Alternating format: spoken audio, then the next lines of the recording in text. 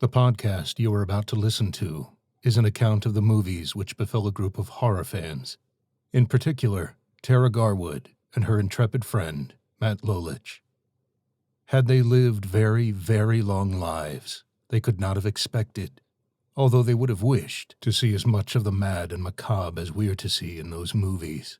For them, an idyllic summer movie became a nightmare, and they loved it. The movies that they watched were to lead to the creation of one of the most terrifying podcasts in the annals of American history. The Scary Movie Project.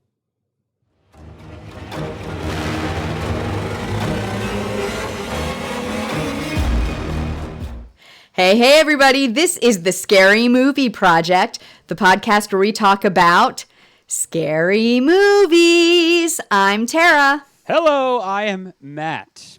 And cute, clever, mischievous, intelligent, dangerous.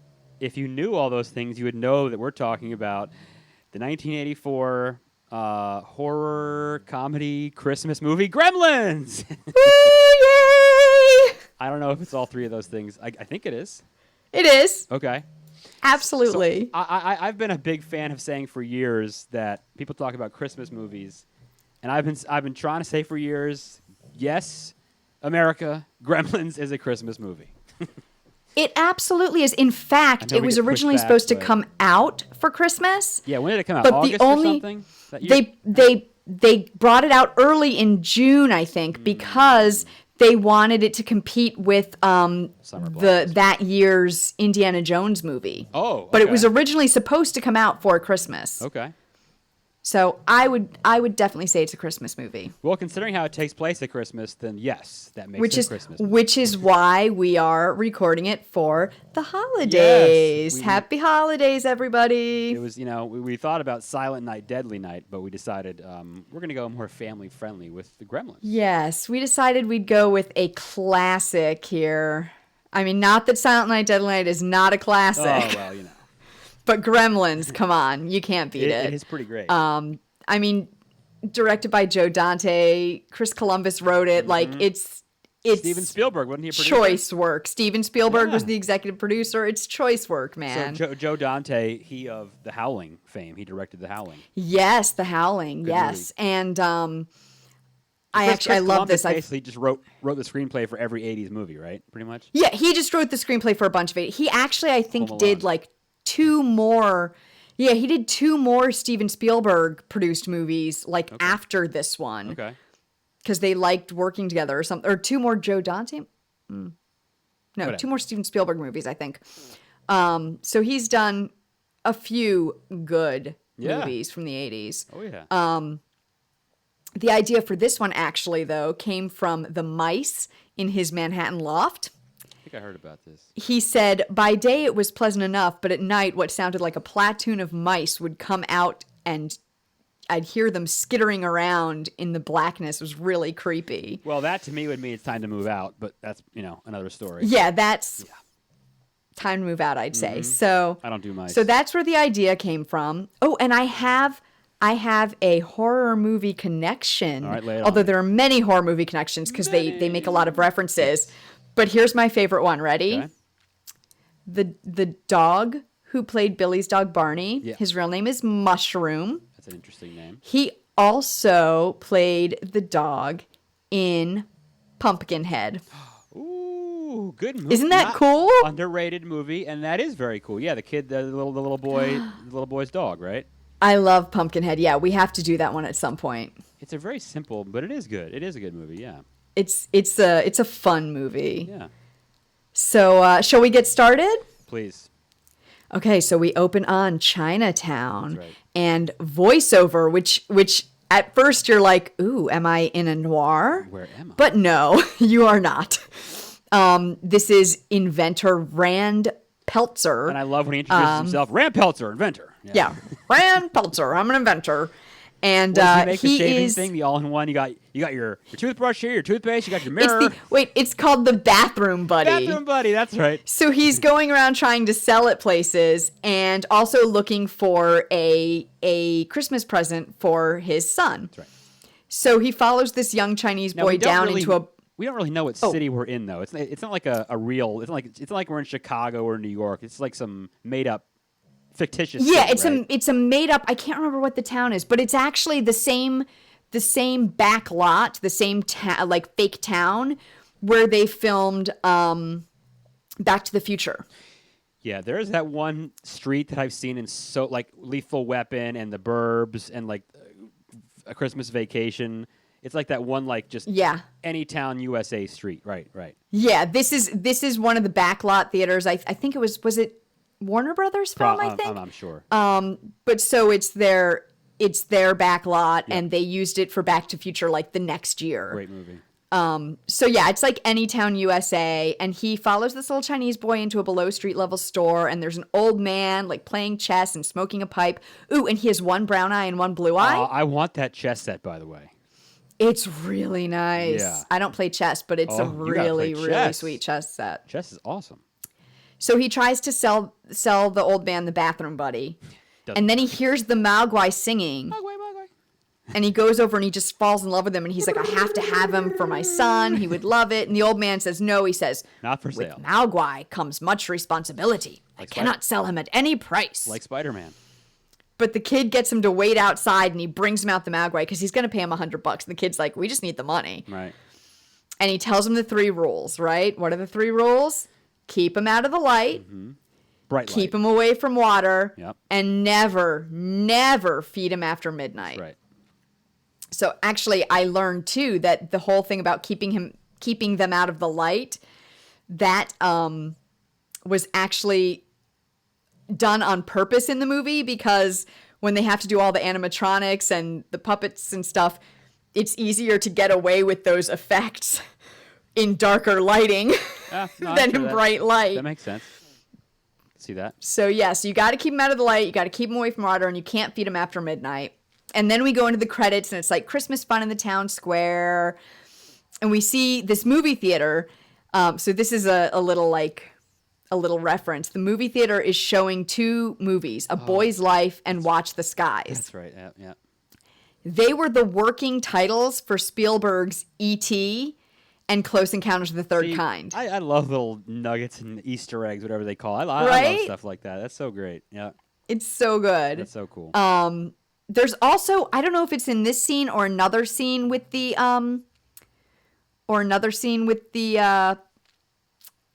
where he's walking through the town, but there's it's in the Chinatown, actually. I think there's a gremlin, the car. Oh, nice. In the street. Yeah. Little stuff like that is very cool. Yeah. So after the credits, just very standard 80s credits, we go to Billy. He's trying to get his Beetle, his car, to start. He's damn foreign cars, his neighbor. Yeah, Mr. Futterman, the neighbor. Yeah, he asks how the comics are going. He comes by. So we get our intro to the goofy neighbor. Billy ends up walking to work because his car won't work, and his dog follows him there and like hides under his spot in the bank. Right. Oh my God, I wish my dog could come to work with me. That would be amazing. I mean, right now they are, but since we're all working at home, but come to work with you, right? Yeah. I wish they could come to work with me all the time. That'd be great. Some offices. And so he goes to his work. He works at the bank. There's a pretty girl, Kate, who works there too. Phoebe Cates. We will find out. Phoebe Cates. Phoebe Cates. Right? Yes, Phoebe Cates.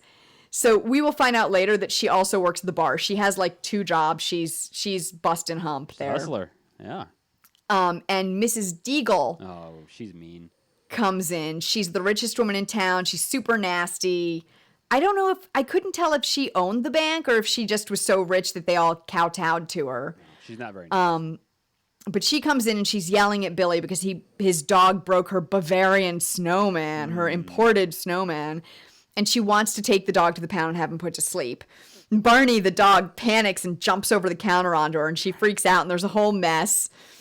And there's just a whole mess. And then next scene is Billy at the pub drawing, and Judge Reinhold. That's right. He's only in the movie Walks for like in. 2 minutes. Right. He's Right. brief little... Well, so I think he was supposed to be in more of the movie, but they cut him out because they like set him up as like his romantic rival, and then he's just never there again. Do you remember him in the Seinfeld episode when he's hanging out with Jerry's parents? He's the close talker. Do you remember that?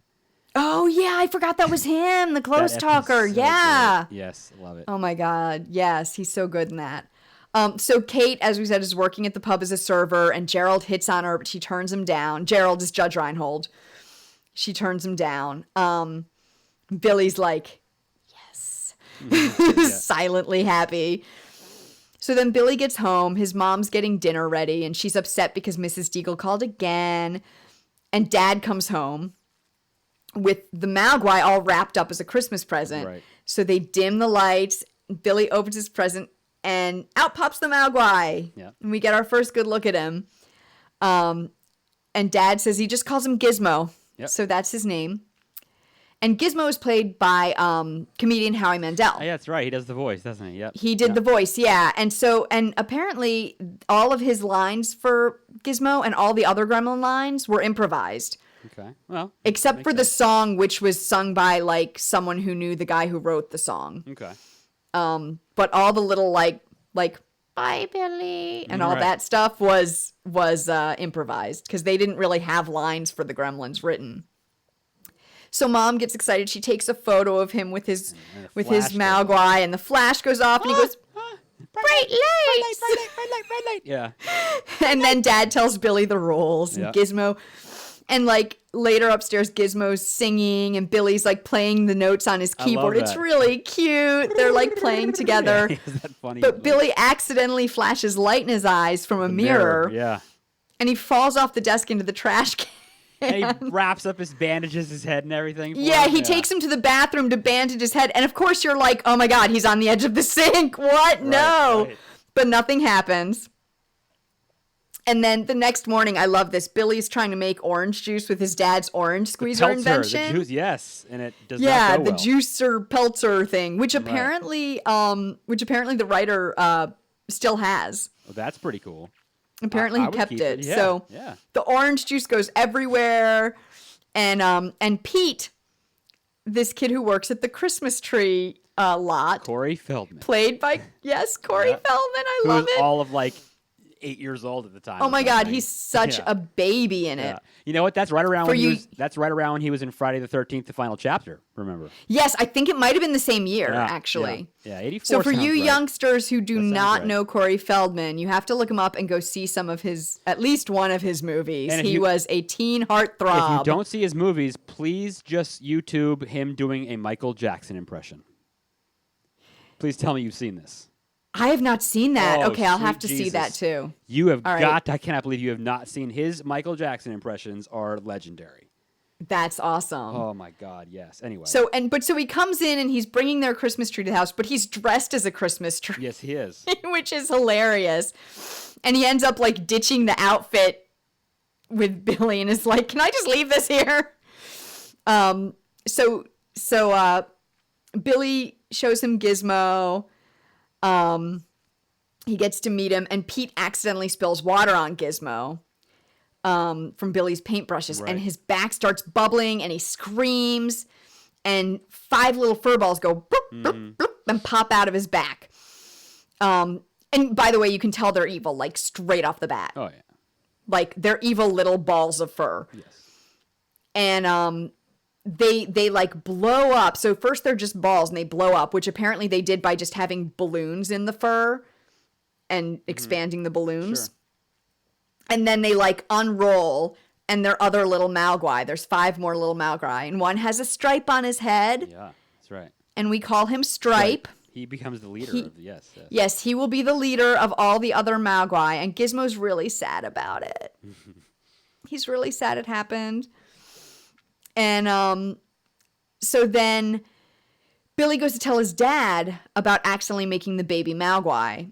And his dad's working on a card shuffling invention that's like sending cards everywhere. So one of the great things about the movie too is just watching in random scenes his dad's inventions just go totally haywire. None of them ever work. Well, that and like just they don't ever work. So it's so richly layered. There's so much going on in every scene. Right. There's always something to notice and look at in every moment.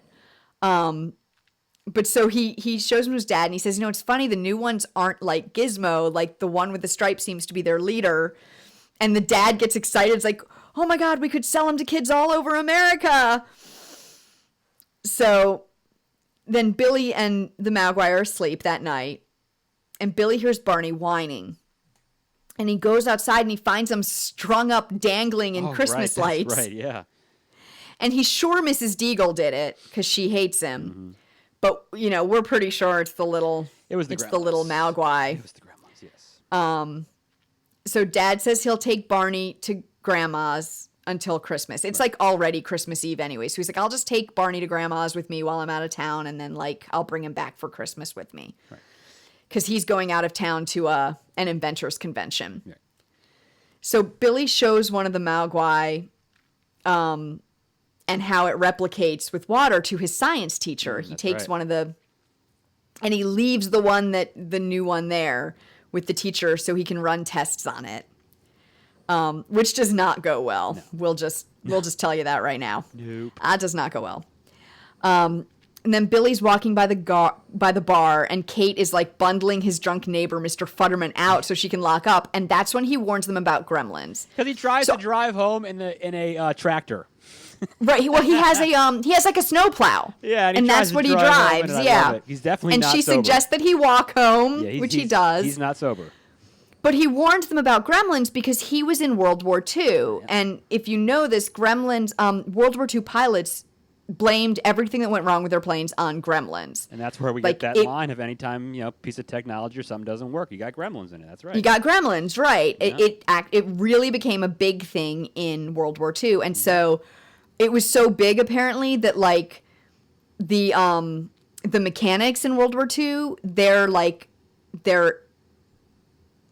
you know how they have, the paintings on the sides of the plane and whatever. Well, the mechanics were always included a little stomping on a gremlin or something like that. They always included a little gremlin. It's very cool. Or often did.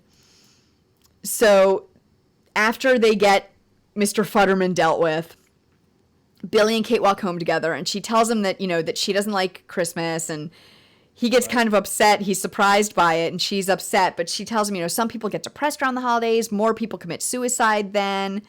It's kind of dark. But he asks her on a date anyways, and she says yes. And then we go back to the science teacher who draws blood from his Mogwai, and that little dude does not like it. Hell no.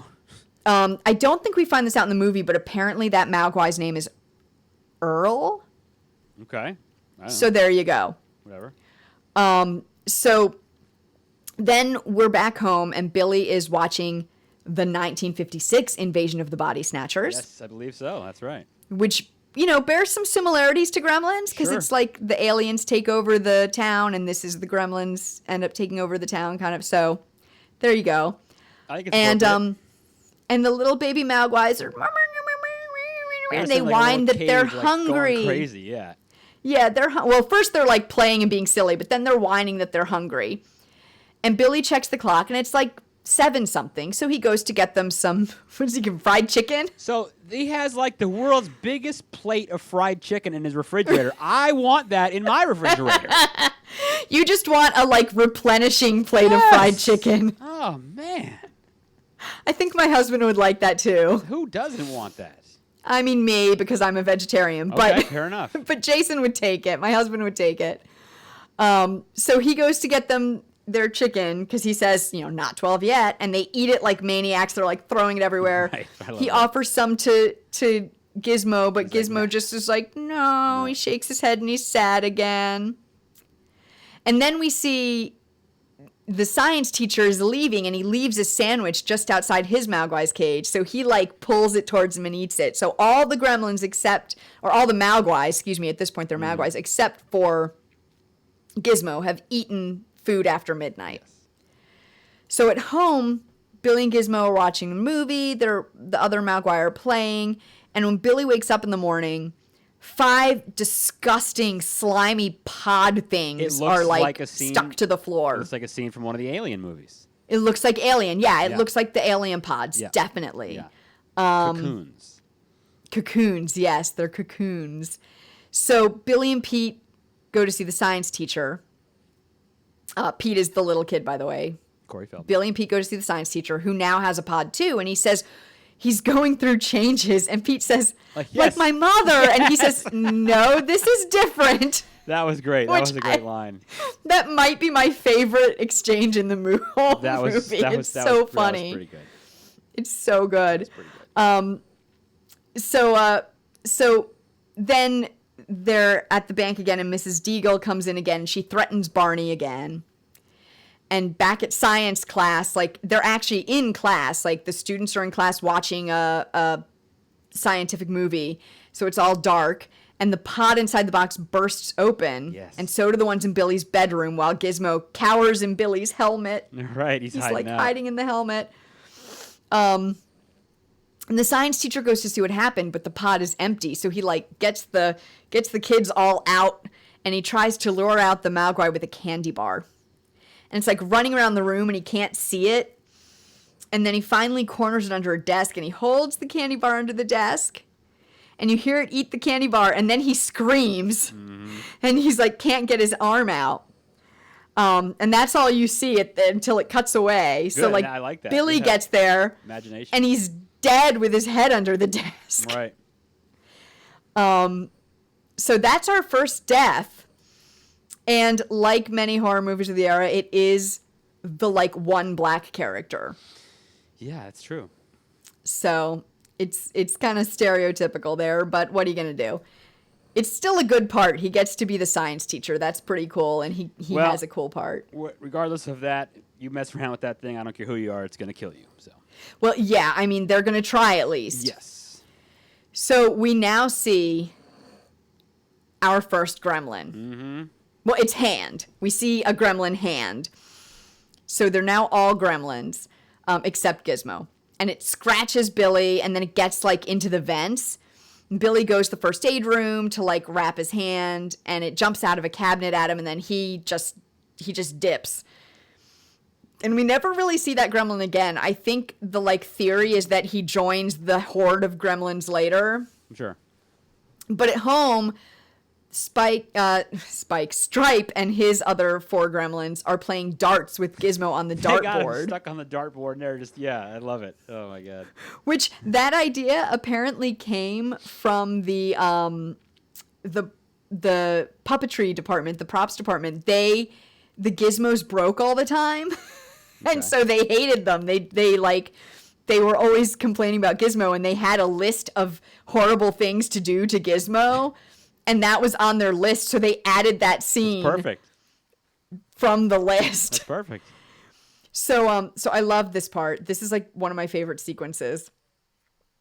Mom is downstairs making gingerbread cookies, and she hears them like where they're up there playing darts with Gizmo on the dartboard, and she grabs a knife and heads upstairs. Yes. When she gets to Billy's room, the phone rings, and it's Billy, and he's telling her get out of the couch, right. Get out of the house, and then they cut the phone line. Mm-hmm. Just like Michael Myers. And she's up there in his like attic room, and then you hear, "Do you hear what I hear?" Right. And she goes downstairs, she stops the record playing, and she slowly walks around the house. The actual record player, by the way. Yeah, the record player. Yes, there is a record player because it's the 80s, you guys. It was a record player. Records and A-tracks were the 80s, the early 80s. Yep. And so I think we had cassette players then too, but I remember one of my cars had an 8-track. Anyways. Hey, records, you go to a Target, you can buy records now. They're back. They're popular. Yeah, they're back. Yep. But they're like retro now. Yeah. Yeah. But so she slowly walks around the house, and there's this great shot where a gremlin shadow like shows up on the wall behind her, and then she like turns towards it, disappears. And she gets to the kitchen, and one of the gremlins is eating her gingerbread cookies. Sure is. And I love this. She does not. She's so kick-ass. She doesn't like wait for the word go. She's just like, he sticks his head in the mixer bowl, and she's like, turn on that mixer. One gremlin down. Yes, she does. Yeah, I would not mess with that woman at all. She is the most badass character in this whole movie. And originally, the script originally had her getting killed. I think getting decapitated by the gremlins. Yeah. But no, I love it more this way. She's so badass. And then that one death, you'll get to in a second. Well, so I'll get there. So another gremlin starts throwing pigs at her, and she just stabs it to death. Yep. No thought, just stabs to death. Yep. Third gremlin pops out. I think this is the one you're thinking of. She sprays Pam in his eyes. That's a good one, yeah. Shoves him in the microwave and turns it on and blows him up. I love it. Which scared the crap out of me when I was a little kid. Oh, I mean, of course. Anyone watching this under the age of 12 or so, absolutely. Yeah, scared the crap out of me so bad. I loved Gizmo, but like all the gremlins really scared me when I was little. Yeah, they're nasty little dudes. So after she blows the guy up in the microwave, Mom, again, badassest person ever, grabs 2 more knives out of the butcher block and goes back out into the living room. And they have a big stocking there, and it's like swaying and bulging out. And she attacks it and rips it, and it's just a robot toy that got turned on. Right. And then the tree lands on her. Yeah. The tree just goes and lands on top of her, and the gremlin in it is like attacking her from the tree. And Billy shows up and he knocks the gremlin into the fireplace with his baseball bat. And luckily the fire is going. So doesn't he grab the sword off the wall and cut his head off and the head flies into the fireplace? Wasn't that what happened? Oh, is that what it is? I think so. I thought it was. You know what? I must have looked down for a second and I thought it was just his baseball bat. I think you're right. I think you're right. It's a sword off the wall and he just and his head goes in the fire. Yep. And he burns up. The two of them have, because most people, if you saw those things, you'd be so terrified you'd run away. They don't even think about it. They just I have to kill this thing. Yeah, they're just like, kill it now. And so now all 4 of Stripe's devotees are gone. Only Stripe is left, in case you're counting. His goons, his henchmen. He breaks through the window and escapes. He does, yes, he does. Billy drops his mom off at, I think it's the doctor's house where she drops him off. Whatever. Or something, some neighbor, and goes back for Gizmo. And he finds him and sticks him in his backpack. I love it. He carries him around the backpack like most of the rest of the movie. Remember he finds him because when they're playing darts with them, they knock him into the laundry chute, remember? Oh, right. He's in the laundry chute with all the laundry. Billy finds him in the and then he puts him in the backpack, right? Yeah, he puts him in the backpack, and they go off to find Stripe, who appears to have gone into the local YMCA. What do they have at YMCA? Swimming pools. Swimming pool. So they go inside, and Stripe... That scene is awesome, too. Yes, oh my God. So Stripe dives into the pool. The water turns all green, and it's bubbling, and the water churns, it bubbles, it smokes, green lights under the water. And Billy and Gizmo just run. Yeah. Well, Billy runs with Gizmo on his back, but but they run. And Billy goes to tell the police. He goes to the sheriff's office, and they don't believe him. Yeah. By the way, the police officer who are drinking, by the way. I'm pretty sure they're drinking while they're at the police station. Yeah, I think they are, because it's like such a small town that they don't have to... It's always good when the police officers are, yeah, they don't have to do anything. So then we see Stripe and his horde stop motion running down the street. Yeah. And it's all these little gremlins just like... I love it. Just running down the middle of the street. It's hilarious. And so Mr. Fetterman and his wife are relaxing in their living room. Yeah, this is great. And the TV is getting messed up, and he's getting all annoyed. So he goes out to check the antenna. Remember those days? And we had seen that there were gremlins up there playing on. He goes out to check it. The antenna looks fine, but he hears something in the garage, and the gremlins come out driving his snowplow, and they drive it straight into the house. Yes, they do. And I think you find out later that they are not actually dead. Yeah, I don't think they died. I think there's something where someone on the news talks about visiting him in the hospital or something. So, but they're out of commission at least. So then we see, I love this little bit too. A man drops a letter in the mailbox. Oh yeah. And there's a gremlin inside it. You see it like rock around a little, and then the next guy comes and puts his hands in the mailbox, and it grabs his arm. Dropping off some mail. He's like, yeah. Yeah. Which I guess we don't really have mailboxes like that much anymore, do we? We kind of do at the post office. I think you have to go to the post office now to drop a letter in the mailbox. They're not on the so corner. they used to anymore. have those mailboxes like just on corners. Of course, on yeah, random and you would light corners. fireworks and drop them in there. Yeah, of course. Yeah, so the Gremlin's in there, and then another Gremlin is like playing with the town stoplight and like They're just terrorizing the whole town. Yeah. Yeah, they're just terrorizing the whole town, but like all the little bits are so funny. They are. They're great. And then so at the sheriff's office, Billy has shown them Gizmo, and they're playing with Gizmo, and they get a call about a snowplow accident. But they still don't believe Billy. He's like, it's the monsters. Yeah. Yeah, he's like, it's the monsters. And they're like, yeah, it's just an accident. And they go to check out the snowplow accident. So then we see Stripe outside Mrs. Deagle's house. This is where we learn that she's a cat lady, which I guess is part of why she hates their dog. Crazy cat lady, right? Yeah, she's a crazy cat lady. And she hears carolers, and she's like, oh, I hate carolers. And she goes out to pour water on them. She's a total curmudgeon, basically. Oh, yeah. She gets like a pitcher of water. She's going to pour it on them, but it's Gremlins. And then Stripe is already in her house by the time she turns around. And I guess he's messed with her stairway, like, chairlift. So I was going to say something about that. So those things are awesome because when I was growing up, we had a family friend, husband and wife. We used to go visit them. We had dinner at their house every once in a while. And her husband, who was at the time was in his 70s or 80s, he didn't get around well. And he had one of those things that went up like 10 stairs. Yeah. And they used to let us ride that thing. And I was like 10 years old. It was so much fun. And then once you saw Gremlins, were you like, no, it's going to shoot me out the window? It definitely crossed my mind a few times. Yes. Because Which is what happens to her. It's an untimely end, yes. Yeah, she gets shot straight out the window because the chairlift goes super fast. She goes, couldn't help myself from just laughing a whole lot when I saw that. Oh my God, so funny. It's great. And then we see a Santa, like a store Santa, being attacked by a bunch of Gremlins. Yeah. And the police see it. Like the sheriff and his deputy see it, but then when a Gremlin comes to their car window, they just take off. Right. They're like, see ya. Yep, I'm out. So then Pete, I think it's Pete, is up in the window, and there's like a line of Christmas lights that Gremlins are like climbing on, trying to get in his window, and so he cuts the Christmas lights. Like, it's just all this mayhem. It is. It's great. It's great. And Billy and Gizmo get in his Beetle, and it actually starts. Yes. So he hears Pete on the radio telling the disc jockey that there are Gremlins at his house, and the DJ doesn't believe it, but then we hear them crash into the DJ studio. So they're driving, and like, oh, and I think meantime we see Dad is showing a guy in a gas station his smokeless ashtray that he invented. Ashtray, that's right. That's right.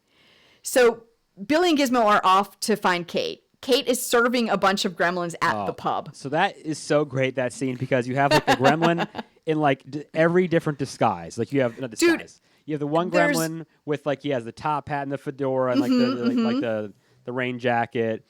You have the one that's like in the exercise equipment. You have like the one dressed up as like the pretty woman or something. Like well, there's the ones that are like the picture of the dogs playing poker. Yeah. It's great. There's one that's a fancy lady with when they're playing poker, and one of them is cheating and he has a card stuck behind his ear. Yes, I love it. There's one sitting at a table smoking. There's another one playing with puppets. Yes, you're right. That's right. I forgot about that one. There's a break dancer. Yep, totally. And then one of the Gremlins has a trench coat and he flashes Kate. Yes, I love it. It's hilarious. It's hilarious. The fact that she's in there serving monsters is just so ridiculous. But I mean, she's trying at least. It's just great. It's so funny. Like, but they have her kind of trapped there, I think. Yeah. And so so she's just trying to keep him happy. Pretty much. And so one of the Gremlins has like 4 cigarettes in his mouth. She tries to light his cigarettes, and he wants her to, but he keeps shying away from her match because he's afraid of the bright light. So she realizes this, and she picks out a camera and flashes it at them until she can get away over the bar. Right. And just as her camera runs out of juice, Billy shows up and his headlights shine through the window, and she runs and gets in the car. But now it won't start. So they have to make another run for it. They get to the bank. It's been completely destroyed. Apparently, this is where there's at least one more deleted scene with Judge Reinhold, where like apparently when the bank is being destroyed, he's like locked in the vault and he's like going crazy. But it's not in the final movie. Didn't make the final cut. So they get to the bank. It's been completely destroyed. And Kate, while they're walking around the bank looking at everything, Kate tells Billy why she hates Christmas so much. Oh, yeah, that story is, yeah. So she basically goes in this whole monologue, which we will not do because this is already a long enough podcast as it is. But when she was 9, her dad disappeared on Christmas.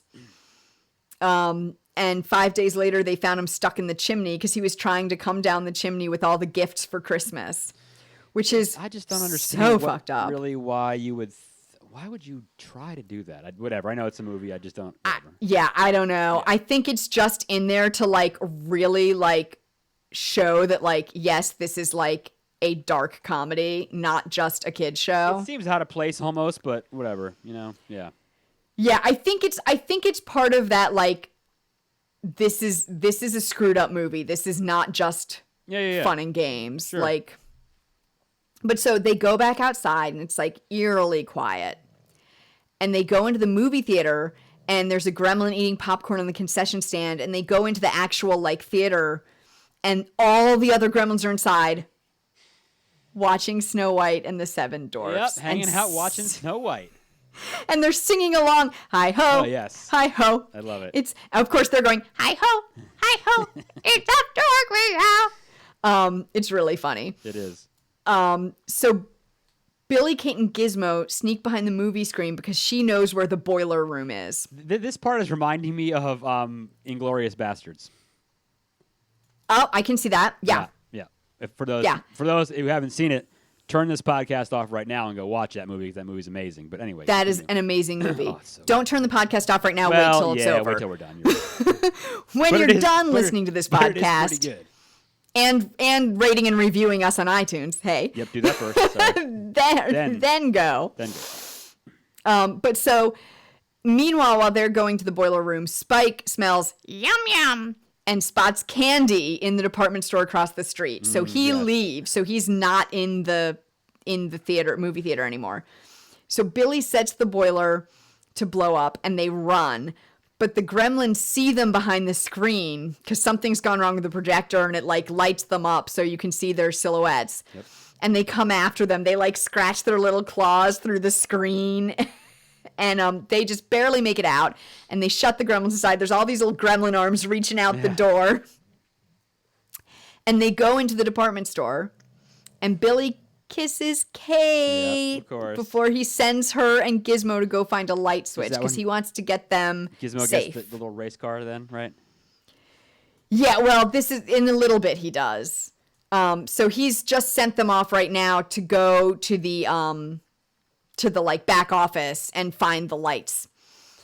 So Billy walks to the store. He sees Stripe in a TV. Yeah. And then he's on all the TVs. Right. And so he's like, ah! And he keeps looking. He walks right past Stripe as he's hiding behind some stuffed animals. Kate's in the back office flipping switches, and she turns on the announcements, and she turns on a fountain. Yes, which you know is going to be a problem. That's right. And meanwhile, Gizmo sneaks away to go find Billy, who's getting blasted with baseballs by Stripe from like a baseball throwing machine. Right, that's crazy. And then Stripe starts shooting Billy with darts, and then he comes after him with a chainsaw. Yeah, love that. Here's another little tidbit.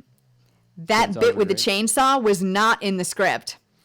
It was added by Joe Dante and Zach Galligan, who plays Billy, as an homage to the Texas Chainsaw Massacre. I mean, let's be honest. Anytime you can involve some sort of chainsaw scene in a movie, you're doing something right. I mean, you're doing good. I love, and we'll get to it, but there's another bit with the chainsaw that I love. So now we see Gizmo speeding through the store in a Barbie Corvette. He's got a little pink Corvette. He's just zipping. Yeah, he's like zipping through. He's having fun. He's loving it. It's awesome.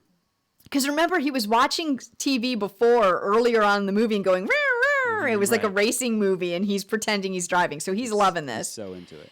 Kate gets the light on in part of the store where Stripe and Billy are, and it startles Stripe. So he overbalances, and I love this. The chainsaw, because he's overbalanced, the chainsaw then goes on its own and pulls him away from Billy, but it pulls him over by the fountain. Right. So then he sees that. Outside, Dad is almost home with Barney, but Barney jumps out of the car and heads for the department store. doesn't really do anything except put him there at the end, but he jumps out of the car because he apparently knows Billy's in trouble. Stripe sticks his finger in the fountain, and he starts bubbling. His back starts bubbling. It's going slow, though. It's just bubbling a little. And Gizmo launches his car at Stripe. He's followed by Barney. But he ends up in the plants. He misses. Right. And then he opens one of the shades to let the sunlight in. And Stripe just melts. Like a vampire, basically. To death. Yeah, or like the Wicked Witch of the West. Yeah, right.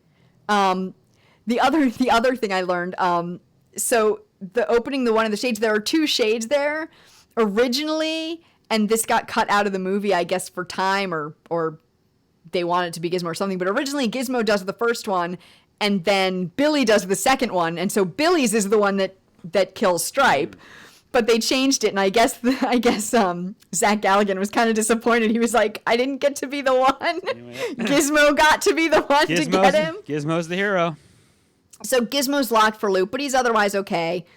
And Billy approaches the bubbling fountain, and Stripe's skeleton jumps out at him, but then it falls on the floor and just finishes melting. No, that was kind of scary, right? Yeah, you got that little jump scare. Right, that was good. It was so gross. Yes, it was. So back at home, Gizmo is resting with Billy and Kate and Billy's parents, and the old Chinese man shows up and he tut-tuts them. He says, "You do with Mogwai what your society has done with all nature's gifts. You do not understand. You are not ready." And I hope that is not offensive. I'm trying to do him. I'm not trying to be offensive. I'm trying to do the actual character. I'm probably not doing a good job at all, but that's what he says. So they're learning their lesson. He takes the Mogwai back because they're not ready. I think he might even be like, someday you might be ready. Yeah, like someday you may see him again. Maybe you'll be ready for this. Right. Yeah, maybe someday. So then he says, oh, Gizmo wants to say something to Billy before they go. And he opens the thing. Gizmo says, "Bye, Billy." Right. And then Dad gives the old man his only other smokeless ashtray. That's right. And he's like, oh, great invention or something like that. Yeah, great invention. And then it's the end. Voiceover. And the guy he says, well, that's the story. And Dad tells, wraps it up. And the man's walking away with the box, and you see that big shot from the air of the neighborhood, and that's the end of the movie. That's a wrap. So I guess that was kind of sad at the end, because people love Gizmo. Too bad that he didn't get to keep him, right? I know, it's kind of sad they didn't get to keep him, but also like, I think it's like a better ending than if he did get to keep him. Than if they were like, no, we're keeping him, and. Yeah. Like, because they learned a lesson, and it was too dangerous for them. Sure. To handle. Like. I agree. So, and they made a little moral out of it, but I think for a young man, because I think Billy's probably like 18 or 19. Oh yeah, he can't be older than that. I think he's like just out of high school. Yeah. It's too much responsibility. It is. Mogwai is absolutely. I think it was. It's a sad ending a little bit, but I think it's the right ending. No, I think it was fine. Yeah, it was good. So I learned a few other things, like in Cantonese, Mogwai means like devil, it's like a demon or gremlin. Right, yeah. Right. So it's fitting. It's not just some made up word. It's fairly accurate. Yeah. So some interesting things about the Gremlins.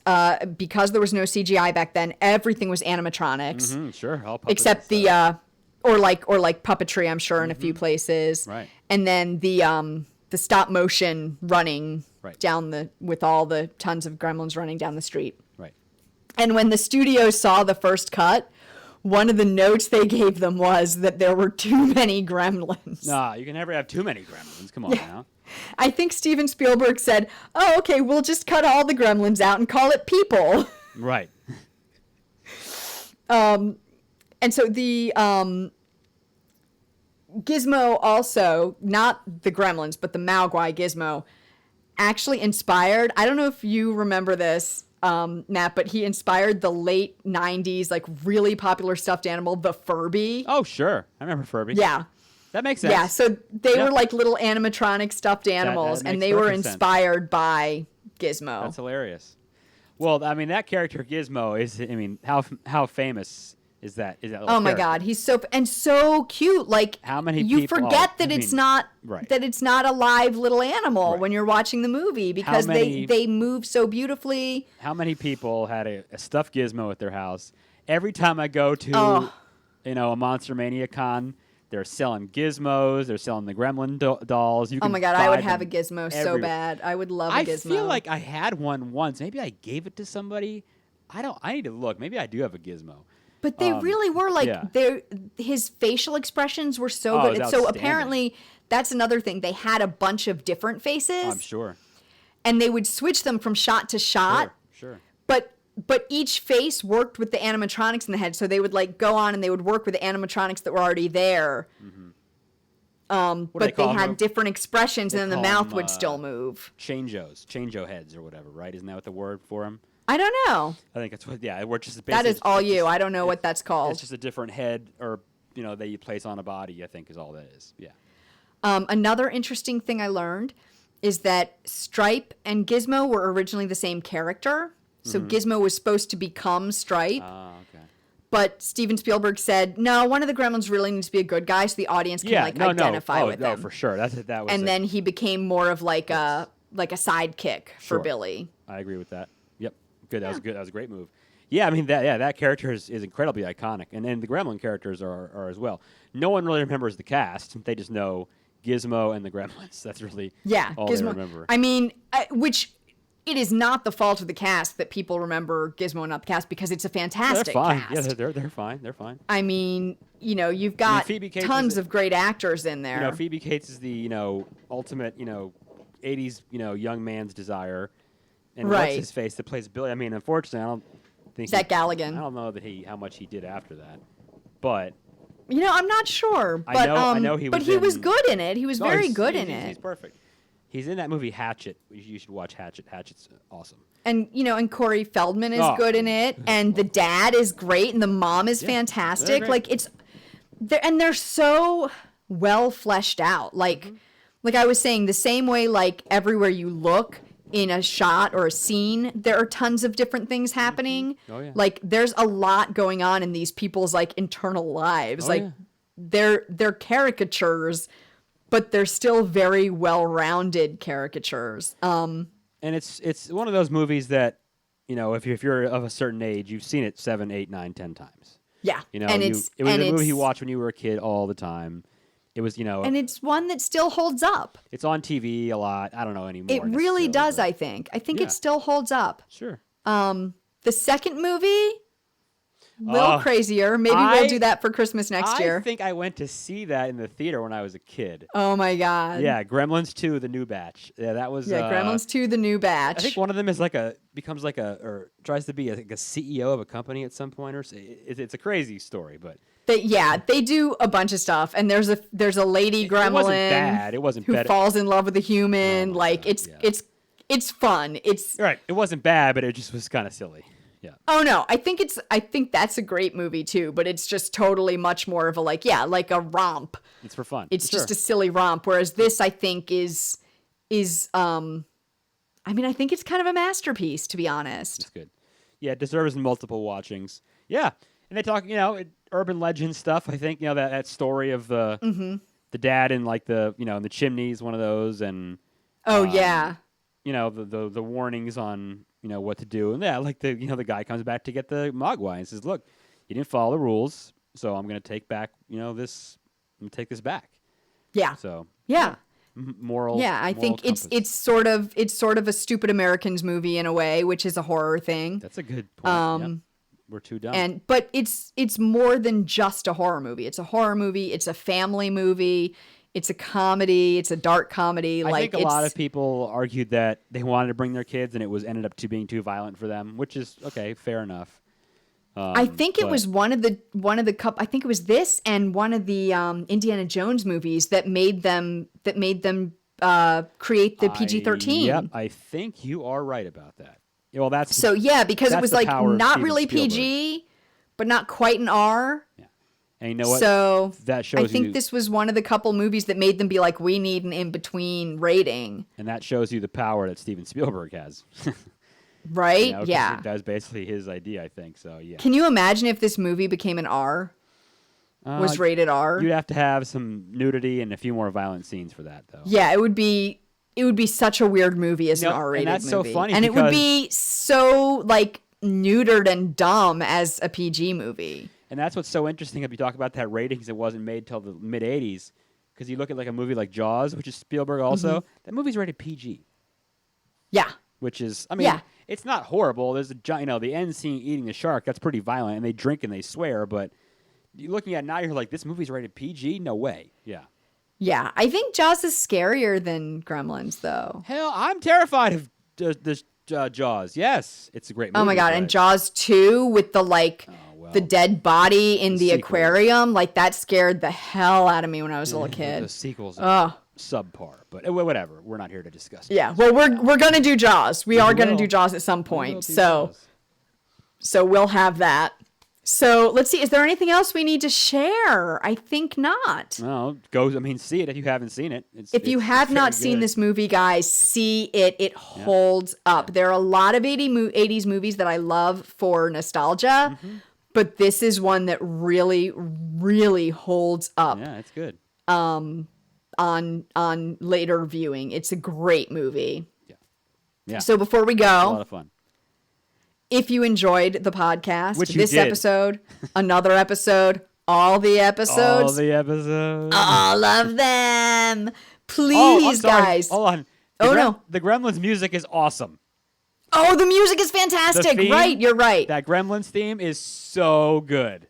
Yes, the music is fantastic. Yes, love it. So notice that when you watch it. Please. And then rate and review us on Apple Podcasts or iTunes or whatever it's on now. Everywhere. Wherever you're listening, because that really helps people find us. Our goal is that more people can enjoy us. Our goal is to become minor celebrities. Minor, very minor.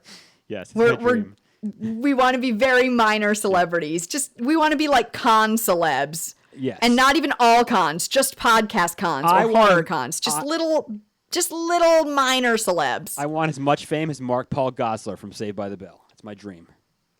I don't even want that much. I'll settle for for way less than that. If you can rate and review us, that would be really helpful in our goal to become very, very minor celebrities. Yes. And then don't forget, you can email us at thescarymovieproject@gmail.com. You can send us movie suggestions.